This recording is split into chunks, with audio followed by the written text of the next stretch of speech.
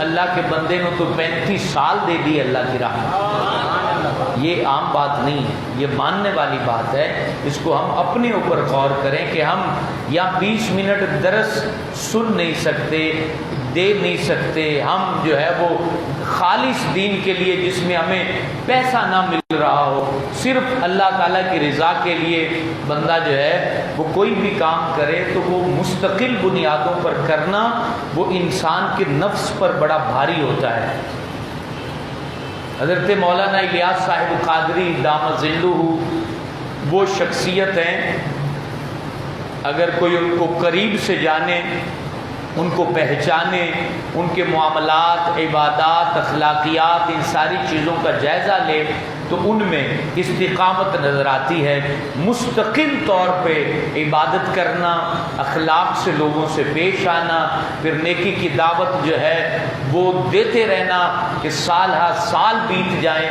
یہ چند ہی لوگ صدی میں پیدا ہوتے ہیں، باتیں کرنے والے میرے جیسے بڑے پیدا ہو جاتے ہیں، لیکن دین کے اوپر اپنا سب کچھ لٹا دینا، قربان کر دینا، کوئی جو ہے وہ اپنی جائیدادیں نہ بنانا، اپنے نام پر جو ہے وہ بینک اکاؤنٹ کھلوا کے اس میں اربوں روپیہ ڈپازٹ نہ کروانا، اور جو ہے وہ صرف اللہ تعالیٰ کو راضی کرنے کے لیے بیان کرنا، اللہ کو راضی کرنے کے لیے سفر کرنا، اللہ کی رضا کے لیے جو ہے وہ لوگوں کو نیکی کی دعوت دینا، محبتیں عام کرنا، تفریق کو مٹا دینا، تعصب کو ختم کر دینا۔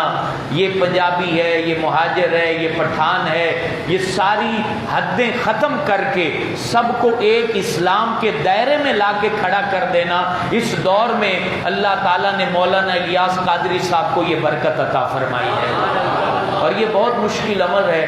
ہم دعا کرتے ہیں کہ اللہ ان کو اس کا ثواب عطا فرمائے اور انہیں اجر عطا فرمائے، اور ان کی اولاد کو اللہ تعالیٰ اس کی برکتیں تا دم قیامت ان کو عطا فرماتا رہے۔